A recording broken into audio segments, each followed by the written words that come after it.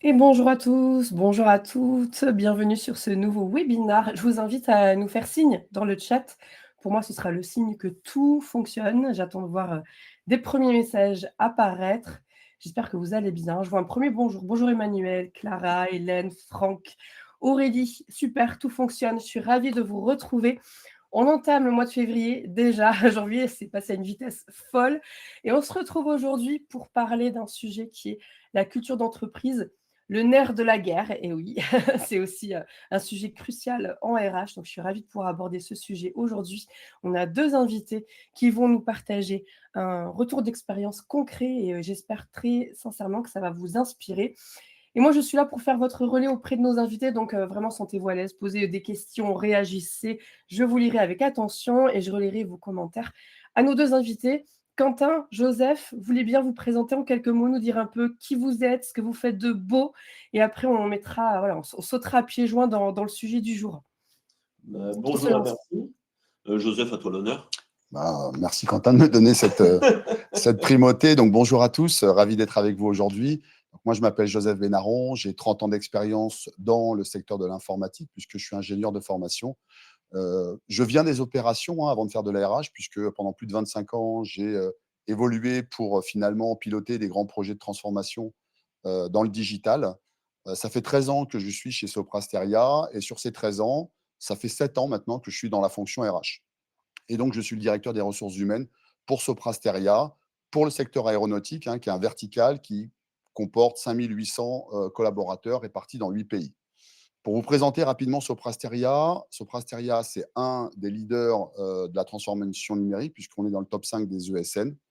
C'est 51 000 collaborateurs qui sont répartis dans plus de 30 pays. C'est 5,8 milliards de chiffre d'affaires en 2024. Et puis, on couvre l'ensemble des métiers, puisque globalement, on fait aussi bien du conseil, de l'intégration, de l'édition de logiciels, mais aussi de l'infrastructure.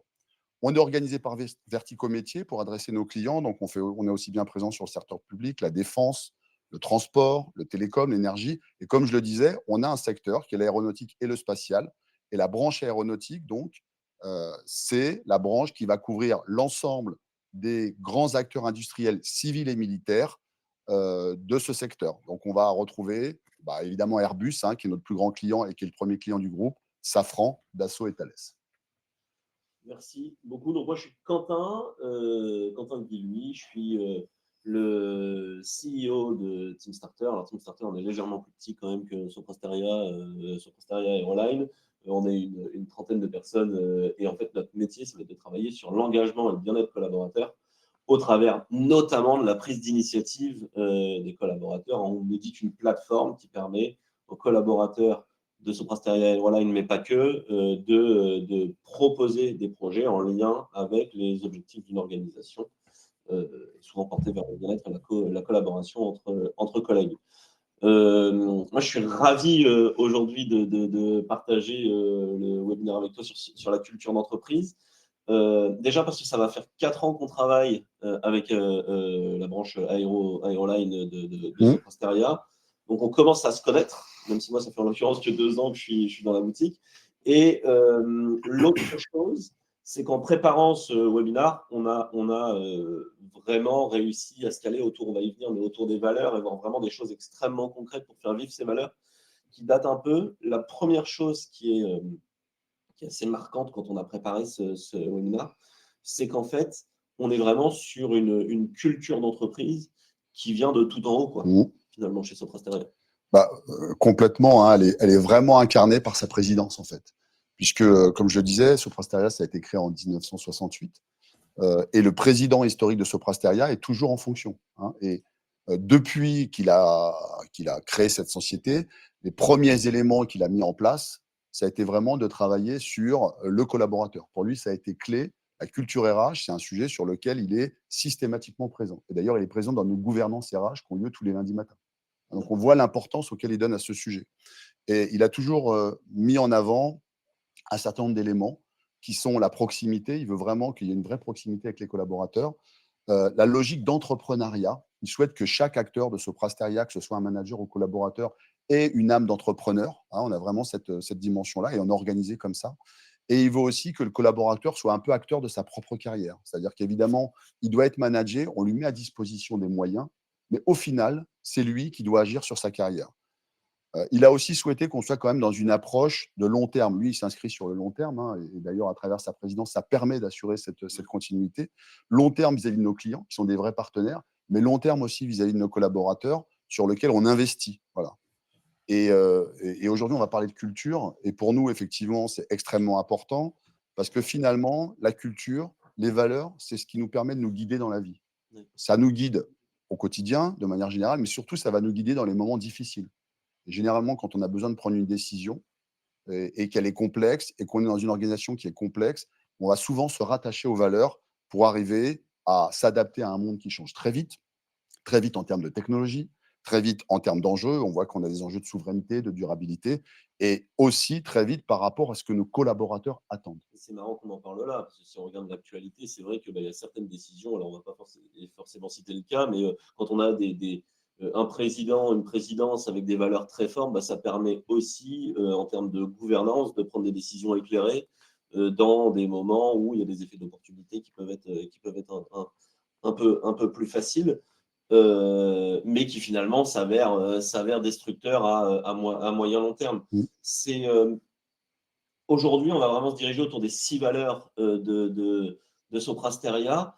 On va peut-être les citer rapidement, et puis ensuite l'idée, ça va être justement de voir concrètement finalement comment ça vit. Mais déjà, si tu peux nous donner, je sais que c'est tes phares.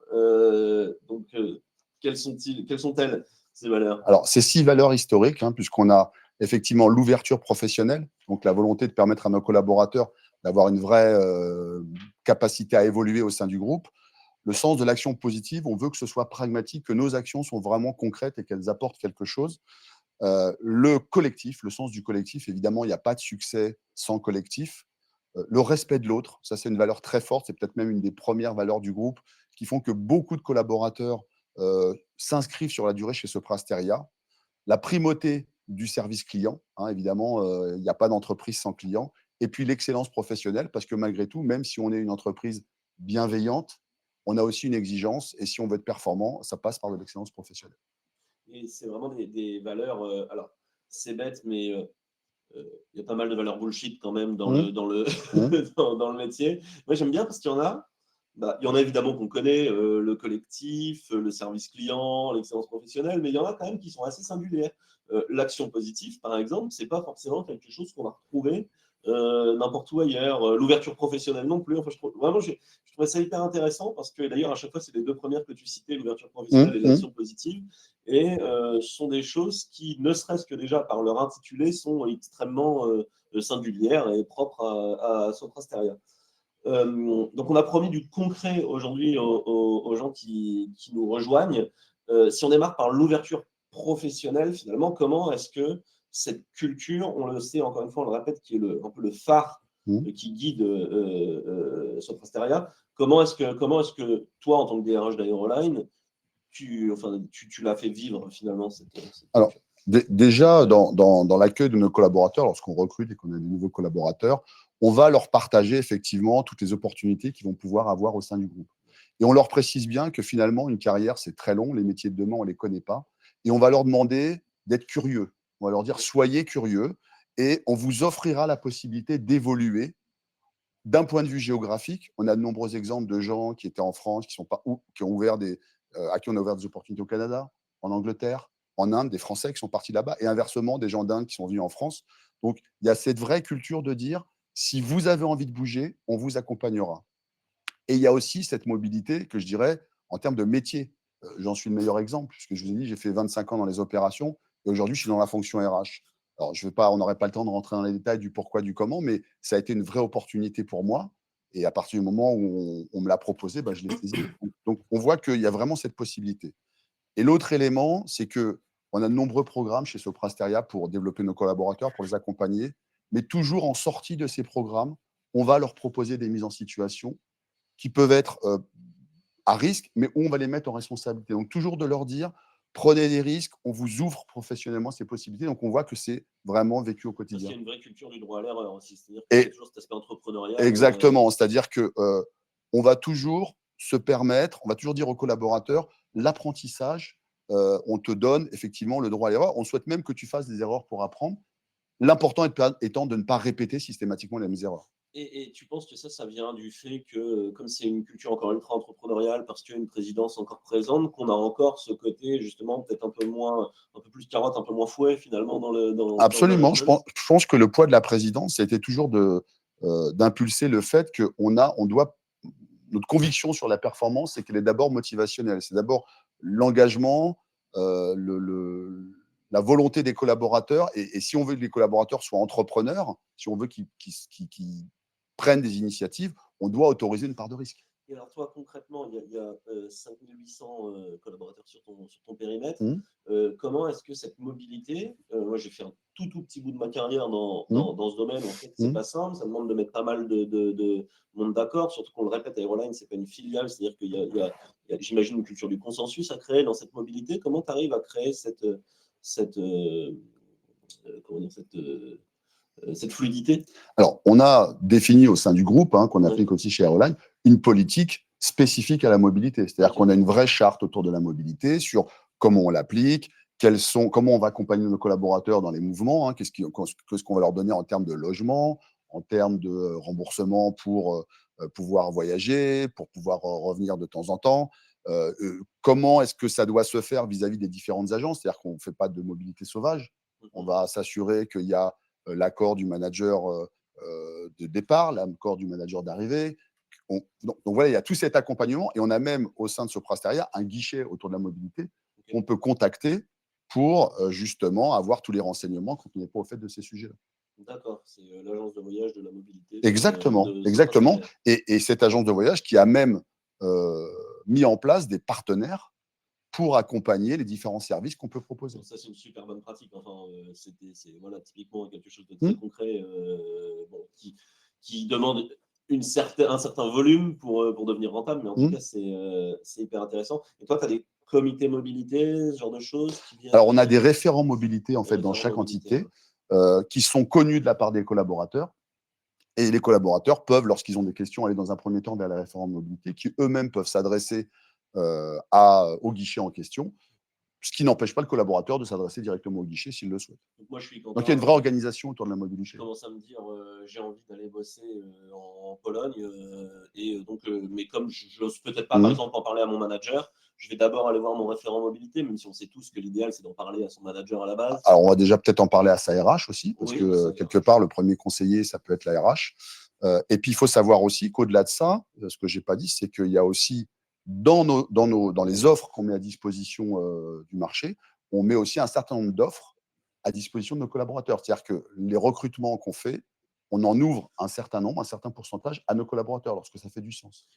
Donc, un collaborateur, par rapport à ta question, je suis Quentin, je suis intéressé par la mobilité, je vais sur un site Soprasteria qui est dédié à cet effet, qui est notre site de recrutement, en fait, où je vais voir des offres et je vais pouvoir postuler en tant que collaborateur à une offre à Toulouse, en Angleterre, en Espagne, en Allemagne, en Inde, etc. Et alors, là, je te pose une question qu'on n'avait pas préparée du C'est tout, pas grave. parce que j'ai fait ça une toute petite Ouais, partie de ma carrière à ouais, l'époque chez LVMH. Je ouais. salue si jamais il y a des gens qui nous regardent. Et je me rappelle que la plupart des postes, on les ouvrait 2 semaines à 1 mois. Mes souvenirs sont flous. D'abord en interne, avant de les basculer Non, en externe. Vous savez là c'est vraiment ouvert instantanément à l'ensemble des parties. Et c'est au collaborateur, toujours dans cette logique de se dire le collaborateur doit être acteur, et c'est à lui d'aller voir sur les sites. Voilà, l'esprit entrepreneurial. Là, t'es acteur de ta carrière. Exactement. Et donc, j'imagine que je dois avertir mon management ou mon RH avant de postuler. Alors, la première étape, effectivement, c'est demander conseil pour bien se renseigner sur comment ça fonctionne. Ensuite, on doit avoir l'accord de son manager. C'est vraiment la première étape. Et puis ensuite, on va contacter effectivement. Et puis, ça va se dérouler comme un processus de recrutement finalement, avec tout ce que ça contient de validation du candidat et du poste auquel il veut postuler. Et puis tout l'onboarding qui va aller avec, parce que la mobilité, c'est aussi l'accueil du collaborateur, comme si c'était un nouveau collaborateur. Oui, bien sûr. Alors, la deuxième valeur, moi, je l'adore parce que je la trouve hyper singulière, c'est l'action positive. Moi qui travaille, c'est la première fois de ma carrière que je travaille avec Soprasteria, je trouve qu'on la ressent énormément dans les interactions qu'on a avec les gens. Comment comment on l'a fait vivre. Et là, vraiment, pour moi, il y a des doubles actions. Il y a évidemment au niveau du groupe, puis cette action positive, parler de valeur bullshit, on peut hyper facilement l'afficher sans pour Mmh. autant l'incarner. Donc, comment on l'a fait vivre sur le terrain où on sait tous que tu as du lost in translation au niveau du management, il peut y avoir des gens qui vont casser cette action positive. C'est une des choses les plus difficiles à incarner au quotidien, j'imagine. Moi, le meilleur exemple que j'ai envie de donner, ou la meilleure illustration, finalement, c'est on va toujours permettre à un interlocuteur de prendre une action. Et, et ça se traduit comment? C'est finalement, toute entreprise, elle est extrêmement processée. Il y a des process qui sont à respecter, etc. Et le discours, et encore une fois, qui vient toujours, c'est toujours la même histoire, qui vient du top management, c'est-à-dire on a des process et on doit respecter nos process parce que c'est important. Mais au final, un process, il ne doit jamais à l'encontre de quelque chose qui est concret, pragmatique et qui apporte des solutions. Donc, si à un moment donné, on est en capacité à apporter une solution qui casse un des process, eh ben, vous avez autorité pour le faire. Sentez-vous à l'aise pour bypasser les process si le process n'est pas intelligent ou si vous êtes plus intelligent que le process. C'est de la désobéissance. Faites de la désobéissance Civile. intelligente, exactement, mais on nous le dit ouvertement. Faites de la désobéissance civile si vous pensez que ce process, quelque part, va à l'encontre d'une action qui serait positive. Ça peut arriver dans certaines circonstances, C'est mais extraordinaire. c'est une réalité. Ok. C'est une réalité. Et donc, le deuxième élément qu'on peut donner, c'est que souvent, lorsque vous avez envie d'entreprendre quelque chose, on va vous donner les moyens. Par exemple, moi, dans ma fonction, je fais partie d'une gouvernance aéroline, mais je m'appuie quand même sur les entités des filiales du groupe. J'ai à ma disposition un certain nombre de moyens. Donc, quand j'ai voulu lancer, par exemple, une académie sur les métiers de l'aéronautique, je suis allé voir mon responsable et je lui ai dit voilà ce que j'ai envie de faire. Est-ce que tu es partant pour y aller? Et la réponse a été assez rapidement oui. Idem pour Team Starter, lorsqu'on a voulu lancer Team Starter. Donc, à chaque fois que vous voulez lancer une action, si elle va dans le bon sens, on va vous accompagner. Et ça, on le sait. On sait qu'on peut proposer ce genre de choses. Et le dernier élément qui montre qu'on développe cette notion de prise d'initiative, d'entrepreneuriat, parce que c'est aussi un peu ce que je mets derrière l'action positive, c'est on va systématiquement valoriser dans nos évaluations des collaborateurs ce qui est fait hors cadre. Donc, lorsqu'un collaborateur va prendre l'initiative hors cadre de faire quelque chose qui n'était pas forcément prévu, on va le valoriser. On ne va pas considérer que, comme ce n'était pas dans sa fonction, c'est moins important. Nous, sur Team Starter, on voit vraiment, on le voit incarné, hein, parce qu'en termes d'adoption, on a des taux très, très forts. Team Starter, chez Aeroline, hein, dans un cadre donné, on permet aux collaborateurs de proposer des projets. Mmh. Alors, il y a deux manières de faire sur Team Starter. C'est soit un système de vote simple, soit un système de cagnotte. C'est-à-dire que chez Aeroline, vous déléguez un budget Mmh. de manière participative aux collaborateurs pour financer les projets de leurs collègues.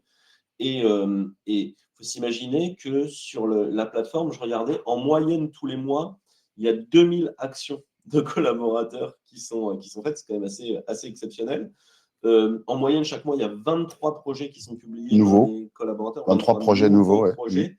Donc, pour donner quelques chiffres, l'année dernière, on était pas loin des 300 projets approuvés.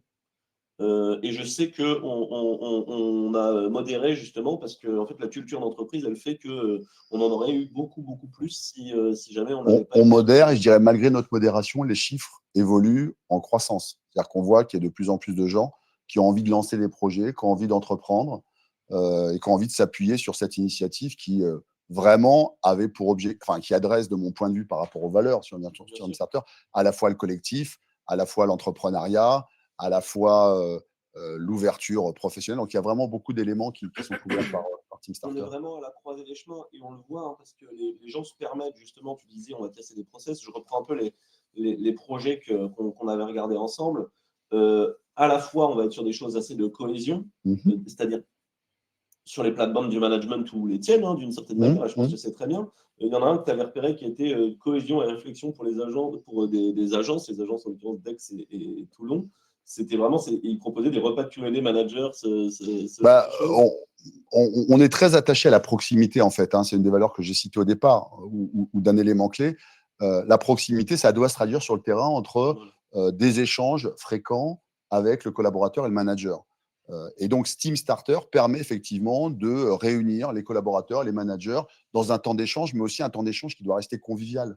Donc, c'est pour ça que Team Starter permet d'organiser des repas et d'autres Et éléments. ce qui est chouette, c'est que de l'autre côté, par exemple, on a un collaborateur ou une collaboratrice, je n'ai pas son nom, mais qui a proposé un atelier technologique, donc voilà, sur des choses aussi extrêmement métiers. Je sais qu'à une époque, ils avaient organisé des visites des Sur Airbus, absolument, Ouais, sur la fabrication, les chaînes de fabrication côté Airbus. Et ça permettait à des collaborateurs d'abord qui n'avaient pas forcément connaissance qu'il était possible de visiter une chaîne de fabrication chez Airbus et qui n'a pas forcément le temps de l'organiser, de participer à un événement qui est organisé par des collaborateurs. Donc, pour donner un autre exemple, il y a même eu des collaborateurs qui ont monté une formation sur ce qu'on appelle le PLM, c'est-à-dire la gestion de configuration avec des Legos, pour expliquer de manière assez simple ce qu'était finalement le PLM, qui est un terme un peu barbare que les gens ne comprennent pas forcément.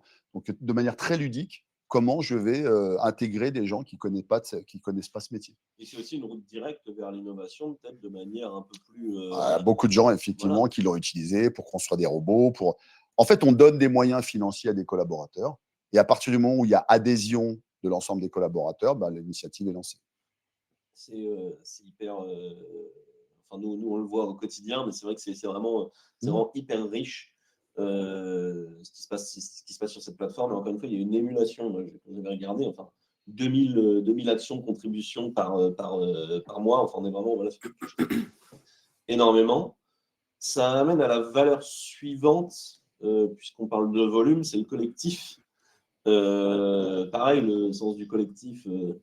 Toute équipe de management revendique un sens du collectif. Je pense qu'on est tous convaincus que de toute façon, on est beaucoup plus puissant à plusieurs que tout seul. Je pense que c'est une évidence. Néanmoins, je pense que c'est peut-être une des valeurs qui est le plus incarnée chez Soprasteria, que moi, personnellement, à laquelle je suis très attaché. Et elle est incarnée à travers plusieurs éléments très concrets. Déjà, lorsqu'on évalue nos collaborateurs, donc nos comités de ressources humaines, l'ensemble des managers de proximité qui sont dans le périmètre du collaborateur sont invités, au même titre que la RH, au même titre que les opérationnels et au même titre que la direction d'agence. Ce qui permet finalement d'avoir une vision et une évaluation du collaborateur qui est objective, puisqu'elle est quasiment à 360. Et il peut y avoir son manager de proximité qui va exprimer le fait qu'il y a tel et tel élément qui peut être valorisant ou inversement, mais d'autres personnes peuvent réagir durant cette même instance et dire nous, on veut apporter un contrepoids parce que dans l'expérience qu'on a vécue, ça ne s'est pas exactement passé comme ça. Donc, il y a une vraie collégialité en fait dans l'évaluation. Et alors, pour bien expliquer cette collégialité, si tu peux donner un exemple d'un consultant, je ne sais pas, à Toulouse un peu, ça va être qui les personnes qui vont participer à ça? Alors, il y a le directeur d'agence, évidemment, qui aura la décision finale, enfin, qui sera l'arbitre, on va dire. Il y a le responsable des ressources humaines qui, lui, va apporter sa caution, sa contribution également. Et on va avoir le manager opérationnel direct du collaborateur, puisque chaque collaborateur est managé par un manager de proximité. Et on va avoir tous les managers proximité de l'agence. Parce que ça veut dire que le collaborateur peut avoir lui-même évolué au sein de plusieurs managers de proximité. Et donc, il y a tout un historique qui est détenu par d'autres managers qui viennent, eux, apporter aussi leur contribution. Ça doit jouer sur ton ouverture professionnelle et ta mobilité professionnelle aussi, cette collégialité, parce que les gens doivent se connaître beaucoup mieux professionnellement, j'imagine, que n'importe où ailleurs. Déjà, ça joue sur l'ouverture professionnelle, effectivement. Et surtout, ça va permettre d'avoir un avis qui est complètement objectif. C'est-à-dire que ça ne reposera pas que sur un acteur. Donc ça, c'est un élément important. Le deuxième… Je me permets juste un petit stop, parce qu'on est vraiment là pour amener du concret. Vas-y. Et là, justement, quand même, enfin, c'est quelque chose d'extrêmement concret, quoi. C'est-à-dire, quand on hésite à faire du 360, je trouve que tu viens de donner un truc, c'est pour ça que je pense que c'est important de le verbaliser, de se dire, on n'est peut-être pas obligé de faire du 360 pur, mais déjà utiliser toute la chaîne managériale d'une agence, c'est quelque chose qui est peut-être un peu plus facile en première étape que… On a aussi certains collaborateurs, ce n'est pas vrai pour tous les collaborateurs, qui ont un mentor. Donc et dans ce cas-là, le mentor aussi sera invité, sera présent pour pouvoir aussi partager les éléments importants en termes justement de plan de développement, d'ouverture professionnelle. Donc, je ne vais pas te relancer sur le mentorat, on serait parti, mais donc encore une bonne chose. Et alors, oui, j'allais donner un autre élément qui toujours est lié en fait à nos revues, comme les ressources humaines, qui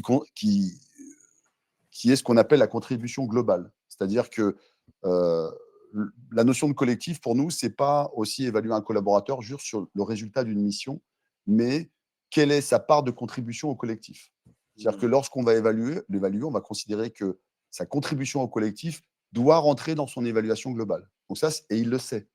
Donc quelque part, le message qu'on envoie aux collaborateurs, c'est de dire tu seras plus valorisé si tu apportes au collectif que si toi, tu es performant à titre individuel.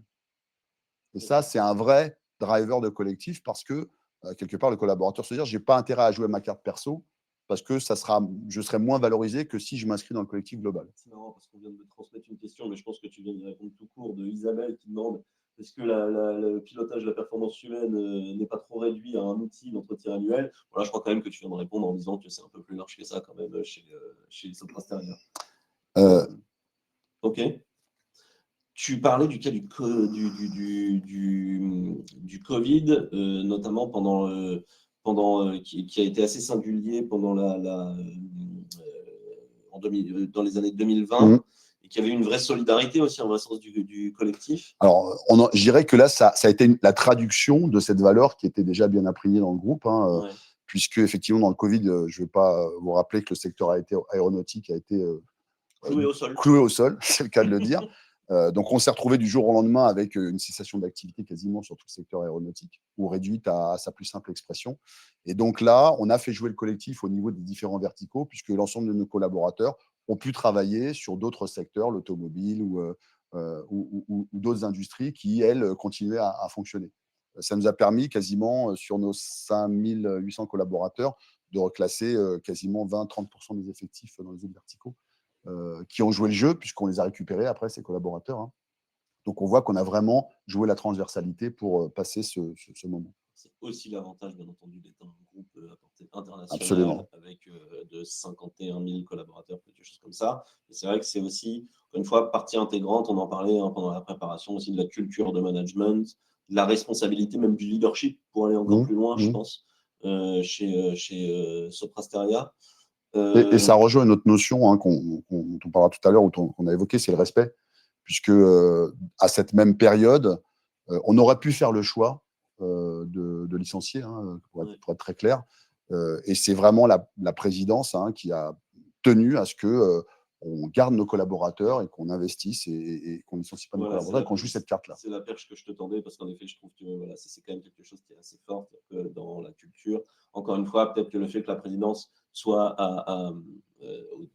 fortement impliqué sur les sujets RH. Reste encore une fois ce phare, moi je trouve ça hyper intéressant. Alors c'est peut-être un peu moins concret pour les gens qui nous regardent, parce que justement, c'est un petit peu. Voilà, c'est singulier, ça fait partie en l'occurrence d'une spécificité de Sopra Steria. Je fais juste une petite pause, Anaïs, parce que je crois qu'on a pas mal de questions. Je suis en train de me faire déborder parce qu'on me les passe. Est-ce que c'est peut-être le moment de faire une pause pour répondre à quelques questions? Oui, il y a plusieurs questions. Effectivement, je pense qu'on écoute tous attentivement et la culture soulève plein de questionnements qui peuvent. Peut-être que les réponses pourront inspirer l'audience qui nous écoute. Alors déjà, il y a Clara qui demandait, peut-être pour Joseph, est-ce que vous testez l'appropriation et l'adhésion à votre culture d'entreprise dans et en dehors du parcours collaborateur? Et comment est-ce que vous gérez les écarts à la culture et surtout quand il y a un conflit? Il y a plein de questions dans la question là. Oui, il y a beaucoup de questions en fait. Pour la première question, c'est comment est-ce qu'on mesure en dehors des process classiques. On est les rois de l'enquête chez Sopra Steria. On a vraiment de nombreuses enquêtes, notamment celle de Great Place to Work, que vous connaissez peut-être, qui est une enquête externe, très connue. Donc ça, on a ces enquêtes qu'on mène régulièrement, tous les ans, puisque on a des indicateurs. Et ce qu'on va regarder, évidemment, c'est la tendance par rapport à ça. Donc ça, c'est un premier élément de réponse. On y reviendra peut-être tout à l'heure, mais c'est un premier élément de réponse. Ensuite, on a des enquêtes Team Starter, puisque sur Team Starter, on a la possibilité aussi de mesurer par un questionnaire très précis, qui est un peu à notre main d'ailleurs. Donc, on peut choisir les questions qu'on va poser. L'engagement du collaborateur, est-ce qu'il se sent plus engagé? Est-ce qu'il considère qu'on respecte bien les valeurs qu'on lui a partagées? Donc, on a ce deuxième volet. On a des enquêtes aussi qui sont faites localement par les agences. Donc ça, c'est vrai également. On a des enquêtes sur l'offboarding. Lorsque les collaborateurs nous quittent, on va systématiquement demander ce qu'ils ont pensé de Sopra Steria et on les compile à travers des indicateurs qui vont remonter à la direction générale. Et puis, on a les enquêtes, les rapports d'étonnement qui sont faits à la fin des périodes d'essai. Donc, comme je disais, on est un peu les rois des enquêtes, ce qui nous permet effectivement, lorsqu'on compile l'ensemble, de mesurer si, quelque part, l'engagement, en tout cas ces valeurs-là, elles sont bien portées.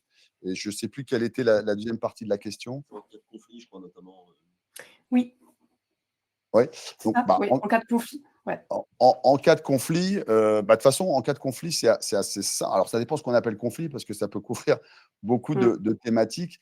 Il y a toujours évidemment une responsabilité hiérarchique, mais moi, ce que j'aime bien rappeler, c'est qu'en cas de conflit, il faut réunir tous les acteurs. C'est-à-dire qu'à un moment donné, si on veut avoir gérer un conflit de manière correcte, il faut éviter la dissonance des messages. C'est-à-dire que si on s'adresse à un premier interlocuteur, il va vous raconter une première version de l'histoire. Vous allez vous adresser au deuxième interlocuteur, il va vous raconter une deuxième version. Donc, c'est très important de réunir, et on parlait de collectif, de réunir l'ensemble des acteurs et de manière très transparente que chacun puisse s'exprimer.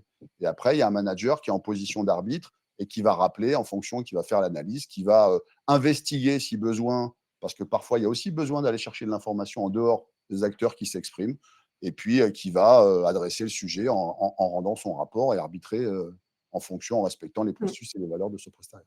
Et ça amène peut-être à la valeur suivante, hein, qui est le respect, parce que justement, en termes vous avez joué sur une formation assez spécifique du management pour s'attacher à la culture de l'entreprise quand même. Absolument, puisque on a tous été formés au management motivationnel, puisqu'on est convaincu chez Soprasteria que ce qui fait la performance, c'est la motivation du collaborateur.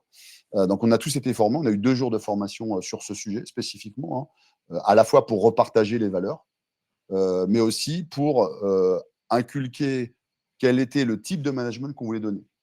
Et le type de management, il n'est absolument pas par je dirais le bâton, hein, mais c'est vraiment comment on arrive, qu'est-ce qui va motiver nos collaborateurs, comment on les motive. Et donc, ça passe évidemment par de l'exigence, parce que un collaborateur motivé, c'est d'abord un collaborateur qui est challengé, sinon il va s'ennuyer. Mais c'est aussi la bienveillance. On parlait de droit à l'erreur tout à l'heure. C'est de dire, tu peux te challenger, tu peux prendre des risques parce qu'il y aura une certaine forme de bienveillance aussi qui va être accompagnée. Et pour donner un exemple, c'est quelque chose. Alors, il y a eu une formation globale de l'ensemble des managers, mais très prochainement, il va y avoir aussi une partie de nos managers qui va être reformée à nos valeurs parce qu'on a toujours besoin de refaire une petite piqûre de rappel. Donc ça, c'est ce qu'on va faire très prochainement. Et vas-y Anaïs, pardon. Ouais, juste, Joseph, sur la question des valeurs, je rebondis parce que, bon, là, on est dans un cas en plus où vous êtes un grand groupe international et il y a une question que je trouve intéressante de Clara qui dit: «Comment est-ce qu'on fait pour adapter les valeurs?» Alors déjà, est-ce qu'on doit les adapter? Il y a cette première question, mais comment est-ce qu'on les adapte, les valeurs d'entreprise en fonction des différences culturelles, qu'elles soient générationnelles, qu'elles soient internationales? Puisque là, il y a plusieurs, pays, concernés. Comment est-ce qu'on adapte ça? Il y a différents, niveaux, ça s'adapte localement? Enfin. Alors, déjà, une première réponse, c'est de dire que les valeurs, quand on les cite telles que je les ai citées de manière un peu brute, elles sont un peu universelles. C'est-à-dire que Oui. ce soit même en Inde ou en Pologne, où on est présent, que ce soit au Canada, elles sont universelles. Par contre, le respect des cultures, ça, c'est important. Donc, effectivement, ce qui est très important, c'est de comprendre, et on a des formations sur la culture aussi, comment fonctionner dans un milieu interculturel. Donc, il y a des formations chez Soprasteria sur ce sujet.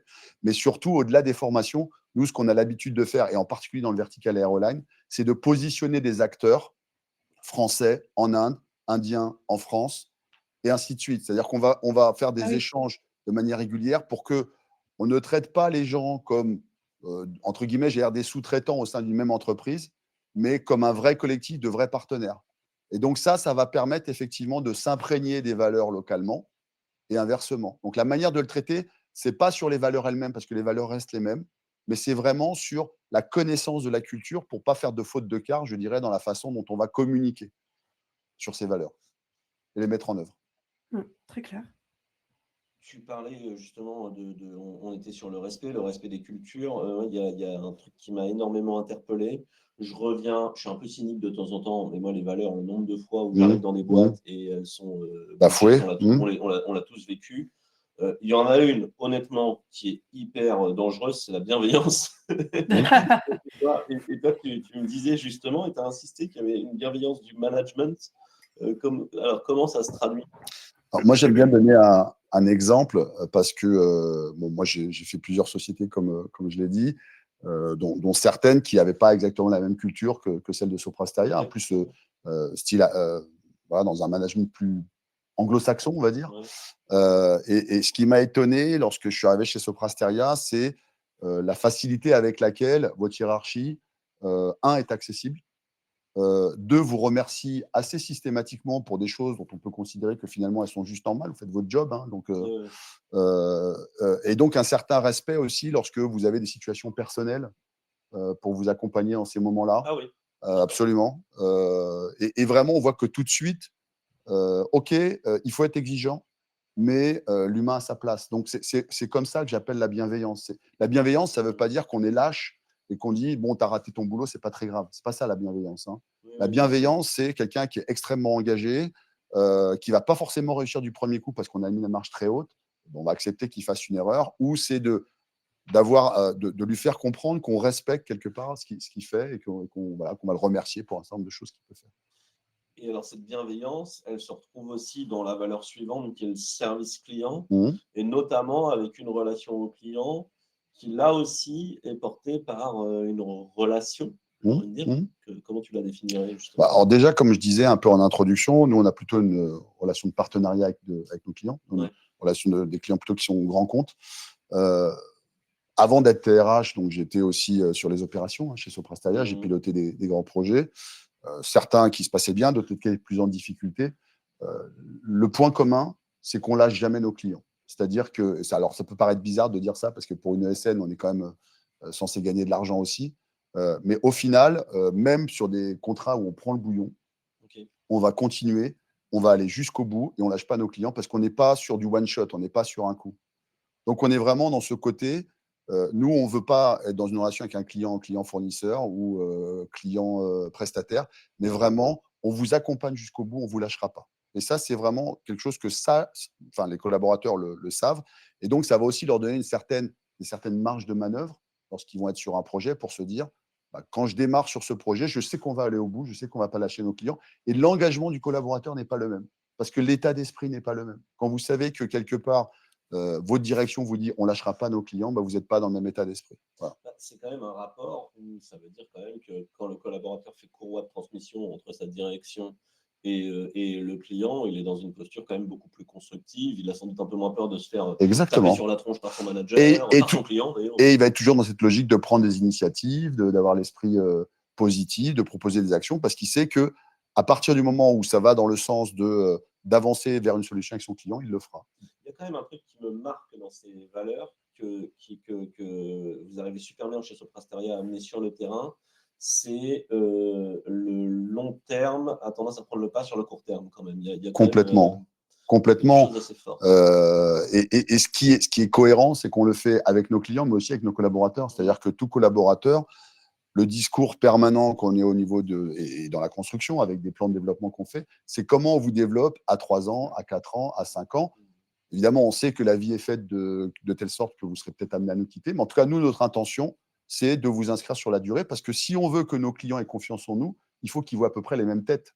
Hein, un client qui a confiance, c'est un client qui voit toujours le même commercial, qui voit toujours le même directeur de projet, qui voit toujours les mêmes équipes.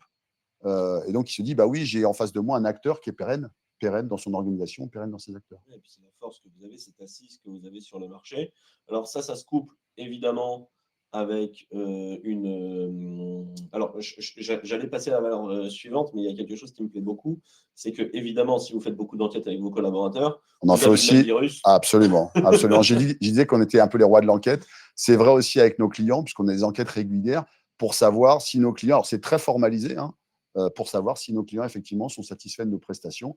Et évidemment, derrière, ça enclenche des plans d'action sur les thématiques sur lesquelles on peut être moins bon ou dans une tendance qui se dégrade. Parce que ce qui est important, nous, on est quand même beaucoup sensibles à la tendance, puisqu'on ne peut pas être parfait partout, mais en tout cas, la tendance, c'est toujours dans une logique d'amélioration continue. Je continue sur la dernière valeur, parce qu'après, on a encore des choses sur la manière dont vous les Mmh. animez. Et moi, il y a quelque chose tout de suite, parce que j'ai vu qu'il y avait des questions sur ce sujet qui me plaît beaucoup avec toi. C'était un DRH qui est très porté métrique, donc j'aimerais qu'on en parle également. Avant ça, il y a évidemment la dernière valeur qui est celle de l'excellence professionnelle, le sens du résultat. Alors, ça passe beaucoup par le manager de proximité, déjà. Comment vous faites pour faire en sorte que une certaine homogénéité quand même dans l'accompagnement, en tout cas une certaine rigueur dans l'accompagnement des managers? L'excellence professionnelle, ça passe par plusieurs éléments. Le premier, effectivement, tu l'as cité, c'est le management. C'est-à-dire que si tu n'as pas un management qui est exigeant, si tu n'as pas un management qui est challengeant, et notamment à travers la mise en place d'objectifs qui soient extrêmement clairs, qui permettent vraiment un développement fort, tu ne peux pas parler d'excellence. Le deuxième élément, c'est comment tu développes tes collaborateurs. Donc la formation, c'est vraiment un vecteur clé. Investir sur la formation, si on veut parler d'excellence, il faut accepter d'investir sur la formation. Investir en volume et investir en qualité.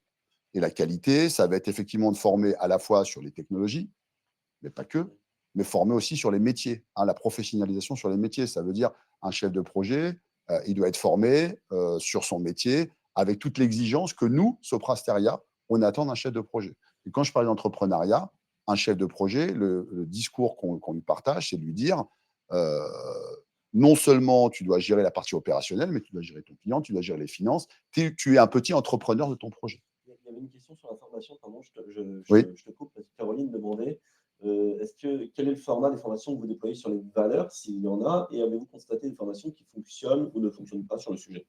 Alors, on a effectivement une formation. Alors, comme je disais un petit peu tout à l'heure, on a des parcours au moment des managers d'onboarding où on a effectivement rappelé les valeurs. On a aussi un référentiel métier qui a quelque part décrit l'ensemble des métiers de Soprasteria dans lesquels vous pouvez évoluer. Et un pavé important de ce référentiel métier, puisqu'on considère que dans les compétences, une valeur, ça se traduit par des compétences comportementales, clairement. Et dans les compétences qui sont attendues, le référentiel métier précise ces valeurs et elles sont présentées à chaque collaborateur qui rejoint en fait l'entreprise en lui disant voilà, dans le cadre de ton évaluation, voilà ce qu'on attend de toi dans ta fonction et dans ton niveau d'expérience, et voilà les comportements qu'on attend de toi sur chacune des dimensions qui sont relatifs à nos valeurs. Et ces attentes, évidemment, elles varient en fonction de l'expérience aussi, puisque on ne peut pas attendre la même chose de quelqu'un qui débute, de quelqu'un qui a une expérience. Hyper intéressant. Donc finalement, dans les fiches de poste, il y a une déclinaison des valeurs. Absolument. Dans le ciment du boulot. Alors, c'est un gros travail. Le référentiel métier, ça fait plus de 70 pages, juste pour vous donner une idée. C'est revisité. Là, en ce moment, on est en train de travailler dessus pour le remettre à jour, puisque à chaque fois, les métiers changent. On parlait de collectif tout à l'heure, juste pour boucler un peu la boucle. Typiquement, les travaux sur les remises à jour de référentiels métiers, lorsqu'on lance la RH lance des nouveaux grands projets, l'ensemble des acteurs qui vont être amenés à traverser ces process participent à la construction de ces initiatives.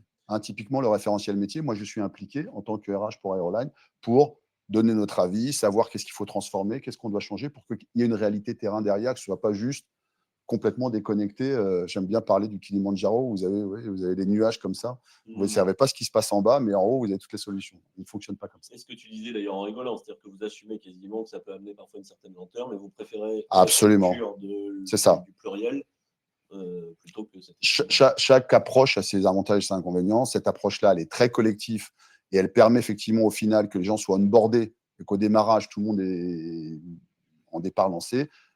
Évidemment, ça nécessite un peu plus de temps puisqu'il y a un consensus plus fort à avoir. Un dernier point que je voulais aborder sur cette excellence opérationnelle, parce que je trouve que c'est un élément clé dans la période de fort remous qu'on traverse depuis. Chacun mettra la date de départ. Est-ce que c'est 2007, est-ce que c'est 2015 ou quoi? Mais c'est évidemment toutes ces innovations notamment.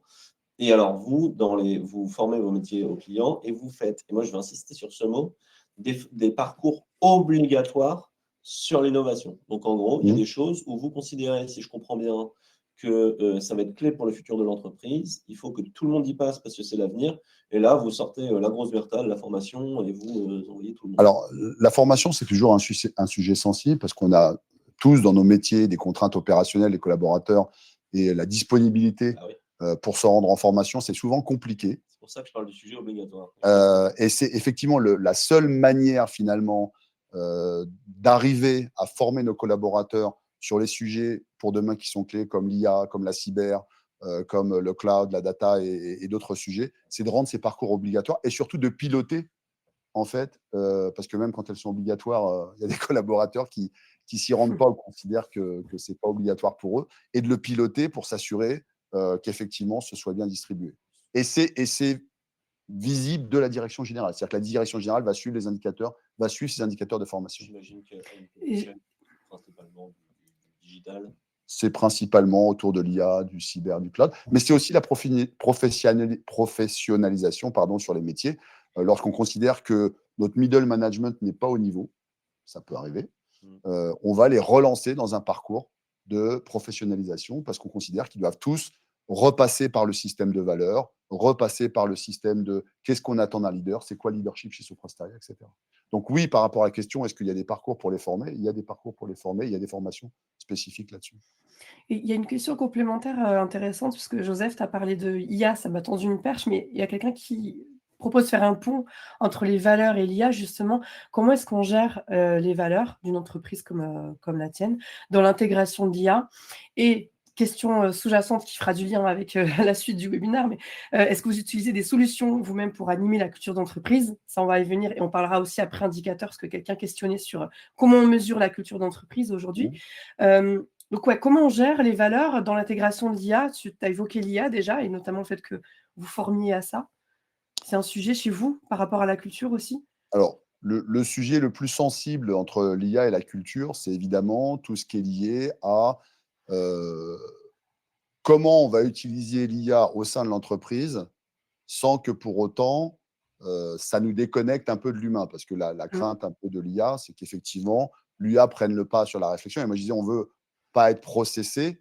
Donc, on va l'utiliser plutôt comme un outil de réflexion pour nous permettre de poser un certain nombre de bases, mais ce sera évidemment pas quelque chose qui va décider pour nous.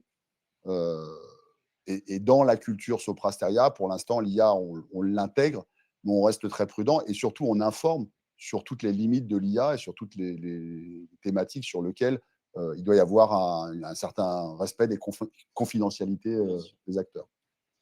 Euh, on va passer rapidement sur la partie justement incarnation au quotidien parce que Juste peut-être un dernier mot Ouais. sur l'excellence professionnelle, Pardon. parce que j'ai cité l'incarnation des managers, la formation, mais il y a un dernier volet, c'est que l'excellence, c'est aussi pousser à son plein potentiel chaque acteur de l'entreprise. Mm.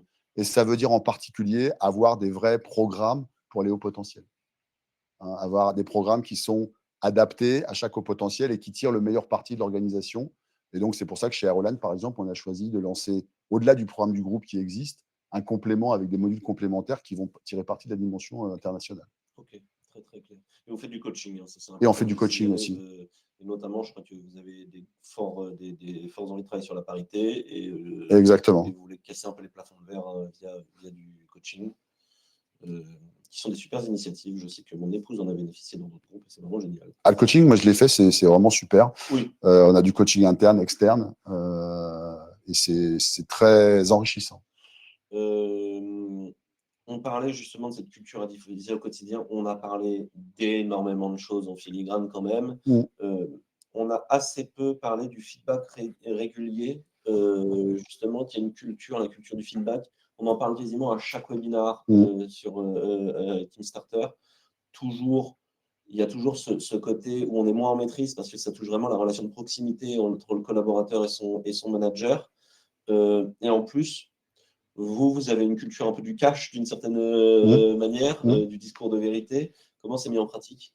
Alors, évidemment, quand on parle de proximité, ça ne peut pas être uniquement les temps processés. C'est-à-dire que si, comme on disait tout à l'heure, on ne va s'adresser à son collaborateur que lorsque on a besoin de préparer un comité de ressources humaines ou de lui restituer un bilan, on est forcément en décalé. Et un collaborateur ne peut pas comprendre quelque part une situation s'il n'a pas de l'information régulièrement.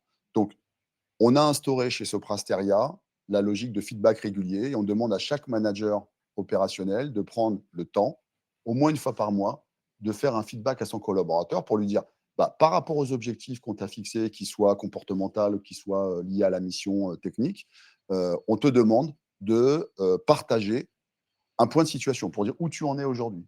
Vous avez mis un Canva, vous avez mis une sorte de template. On a des instances RH dédiées, enfin des moments dédiés qui sont prévus pour cet effet. D'accord. Voilà. Et alors, juste, c'est hyper intéressant. Encore un truc qu'on n'a pas préparé, désolé, mais c'est un manager, ça manage, c'est un râteau d'environ combien de personnes? Tu vois, j'essaie de savoir combien ça lui prend Un par manager mois. de proximité, c'est à peu près 10 à 15 personnes, maximum. Donc, Maximum. faut quand même processer le fait qu'il y ait 10 à 15 points de contact. Ouais, mais si on le fait mensuels. régulièrement, finalement, on n'y passe pas 1 heure non plus. Parce Ouais. que la notion de feedback régulier, c'est de dire, bah voilà, la dernière fois, on s'est dit ça. Moi, aujourd'hui, je trouve que tu as progressé là-dessus. C'est super, continue. Ou au contraire, je t'attendais, je t'ai demandé de rectifier tel comportement, ou je t'ai demandé d'être plus ponctuel sur un certain nombre de choses, et tu n'y es pas. Donc, je te préviens, tu n'y es pas. Sois pas surpris si au moment des évaluations, bah, sur cette thématique-là, tu ne seras pas au rendez-vous. Tu arrives à le suivre, toi, en tant que DRH, tu sais si c'est fait ou pas? Alors, Ça doit être compliqué. c'est encore assez compliqué à suivre. On pourrait le faire par le biais d'enquête auprès des collaborateurs. C'est un peu délicat d'un point de vue RH. As-tu vu régulièrement ton C'est ça. manager? Moi, ce que j'aime bien faire, c'est demander aux RH locaux de faire des petits sondages locaux à l'oral, et d'aller voir les gens et de dire, bah, globalement, dans cette agence, en adressant plusieurs, enfin, le RH va aller discuter auprès de plusieurs collaborateurs et par échantillonnage, aller voir si la pratique est présente. Ouais. Et en général, là où c'est bien fait, c'est plutôt bien fait, et là où c'est mal fait, c'est plutôt mal fait. Donc, on a assez vite l'information pour savoir où est-ce qu'il faut agir. Là, tu es en plein dans le HR, business partner, qui C'est va ça. voir C'est sur ça. le terrain ce qui Parce qu'on reste quand même dans l'humain. On n'est pas que sur- ressentir le terrain finalement. Il y a, et après, promis, on passe aux métriques. J'ai vraiment envie d'y passer, donc je propose qu'on aille assez rapidement là-dessus. Mais une manière d'animer chez Soprasteria et chez Aeroline, bien entendu, c'est les moments ensemble. Et il y a une très très forte comment dire, fréquence des moments collectifs finalement chez vous. Si tu peux rapidement en dire quelques mots, notamment chez Aeroline. Ouais, bah, on disait tout à l'heure qu'il faut diffuser ces valeurs, il faut les incarner. C'est sûr que si on ne se réunit pas, si on n'a pas des canaux de communication pour régulièrement informer, communiquer sur le projet, sur la vision du projet, parce que porter des valeurs, c'est aussi donner du sens, donner du sens au projet.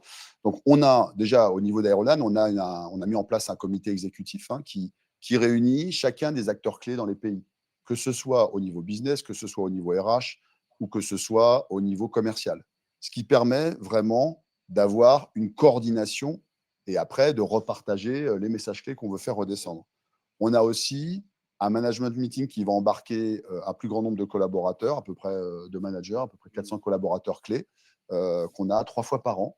Et là, ça va permettre de la même manière de diffuser l'ensemble des messages, de communiquer sur les projets qu'on a gagnés, sur les éléments clés, sur ce qu'on veut engager d'un point de vue RH en termes de projet. Je crois qu'on disait 3 fois par an en physique, 3 fois par an en remote. Exactement, puisqu'on a 6 fois. Ça veut dire 6 fois dans l'année, puisqu'effectivement, on a aussi fait le choix de réunir sur site les 400 managers où là, on va être un peu moins sur les messages, beaucoup plus sur l'aspect networking pour que les gens se rencontrent. Je ne sais plus si on l'a dit, mais quand même, ça demande un effort. C'est-à-dire qu'on va jusqu'en Inde. Donc, c'est quand on ramène 400 managers, c'est voilà. Alors, ce n'est pas 400 managers d'Inde, il y en a beaucoup quand même qui sont sur la France, puisque la France est quand même le barycentre, on va dire, d'Aeroline. C'est quasiment 48% des effectifs.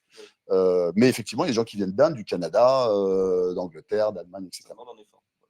On a aussi une lettre d'information mensuelle au niveau d'Aeroline qui permet de partager un certain nombre de choses. Et donc, tout ça, ça contribue à communiquer, à diffuser de l'information, à donner du sens. Donc, ça travaille sur le collectif, ça travaille sur le respect, justement, en partant de ces informations, et ça diffuse toutes ces valeurs. Il nous reste grand maximum 6 minutes. Oui, est-ce qu'on ne part pas sur les indicateurs? Parce que je vois qu'il y a une question justement. Comme ça fera la transition. Okay. Il y a Benoît qui demandait, est-ce que vous mesurez dans le temps l'impact positif de la culture d'entreprise sur le turnover et l'ancienneté moyenne des collaborateurs avec des profils de salariés qui évoluent aussi dans le temps? Voilà, il y a Benoît qui demande ça. Ça permet de faire une petite transition et conclusion. Très belle transition. Parfait. Alors oui, évidemment, je pense qu'on ne doit pas être les seuls, mais on mesure le taux de rétention de nos collaborateurs, on mesure la durée pendant laquelle ils restent dans l'entreprise et on va l'analyser sous tous les angles, c'est-à-dire à la fois par rapport à l'ancienneté, par rapport à la performance, par rapport à ce qu'on appelle des niveaux chez nous, qui est aussi relatif à l'ancienneté, par rapport aux différentes catégories de métiers. Donc on va évidemment l'analyser sous tous les angles parce que je voulais faire un petit aparté, c'est que finalement, quand on parle de culture d'entreprise, de mesurer la culture d'entreprise, elle va se traduire par la performance. Hein. Si la culture, elle est respectée et qu'on la diffuse, c'est une entreprise qui doit être performante. Et cette performance, pour moi, c'est la combinaison à la fois de l'engagement que le collaborateur va donner, qu'on va mesurer, et de la rétention. Donc évidemment, le taux de rétention sont extrêmement importants. Taux de rétention aussi sur nos collaborateurs clés, les hauts potentiels, les key people. Et il y a un troisième indicateur qu'on aime bien regarder, c'est le taux de présence sur site, puisqu'on considère que quelque part, indépendamment de la référence, qui peut être très différente en fonction des endroits, des entreprises, en tout cas, une entreprise dont les valeurs sont incarnées par les collaborateurs doit donner envie, si on a le sens du collectif, de rencontrer ses collaborateurs, enfin ses partenaires sur site de temps en temps, quoi. Donc, on doit être dans une logique où ce type d'indicateur progresse, peu importe d'où l'on part. C'est hyper intéressant, ce taux de présence sur site qui est hyper singulier, enfin, tu peux singulier dans le sens où je pense que c'est suivi ailleurs, mais quand même, qui dit quelque chose des valeurs justement de proximité, de sens du collectif. Je ne suis pas sûr que tu l'aies dit, mais donc je réinsiste là-dessus. Dans les indicateurs, nous, en travaillant avec toi, on le voit, tu es très attaché aux indicateurs et très attaché à l'analyse des tendances. Hein. Je réinsiste sur ce mot, mais c'est quelque chose qui est extrêmement important. C'est-à-dire que dans ton positionnement vis-à-vis des chiffres, tu regardes toujours les chiffres de manière dynamique. Exactement, parce que c'est ce que je disais. En fait, tu as complètement raison, Quentin. Un indicateur pris en valeur absolue, finalement, il ne veut pas dire grand-chose. Ce qui est vraiment important, c'est l'évolution dans le temps. Parce que finalement, quand on parle d'amélioration continue, ce qui nous intéresse, c'est de voir est-ce que les actions qu'on va mener pour se rapprocher des valeurs, pour faire vivre la culture d'entreprise, est-ce qu'elle se traduit dans l'évolution des indicateurs ? Et c'est ça, effectivement, qu'on va regarder. Est-ce que ça ne rejoint pas cette culture justement du long terme où on se dit si on a un problème, c'est pas grave, le principal, c'est justement d'aller dans la bonne direction. Il y a aussi un petit peu ces choses. Je dirais que ça marche aussi. Alors, tu as raison, mais ça marche aussi pour le court terme. Mais ça marche aussi pour le Non, mais je pense que cette logique d'amélioration, et c'est une logique qu'on devrait s'appliquer à soi-même de manière générale. On est bien d'accord. Écoute, Joseph, je crois qu'on arrive au bout, hein, Anaïs, de cette je pense qu'en plus, vous avez répondu à un ensemble de questions. Enfin, j'ai vu les questions passer. À chaque fois, c'était très aligné avec vos... moi, je voulais sincèrement te remercier pour l'effort que tu as mis dans la préparation de ce webinaire. Comme vous le voyez, sur le nombre de notes qu'on avait respectivement, qui sont pour la plupart par Joseph. Donc, merci infiniment pour ça. Je voulais remercier aussi Inès, Serena et Sylvain qui ont participé, évidemment. Inès, hein, qui travaille avec toi, qui est la Customer Success Manager, comme on l'appelle chez TeamStarter pour Soprasteria et Aeroline. Et puis voilà, puis remercier l'ensemble des personnes et Anaïs, bien évidemment, qui ont participé à ce webinaire. C'était vraiment un plaisir et j'espère que les gens ont autant apprécié que moi j'ai apprécié de l'animer. Plaisir partagé.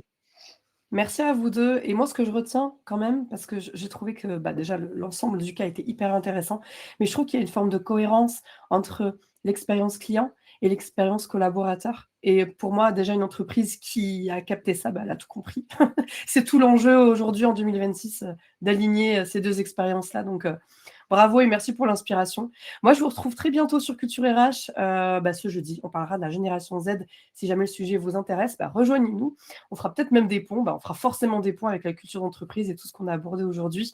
Merci à vous tous qui avez été présents sur ce webinaire, dans le chat. Et à très bientôt. Merci à nouveau, Joseph. Merci, Quentin. Merci. Au revoir. Au revoir, à bientôt.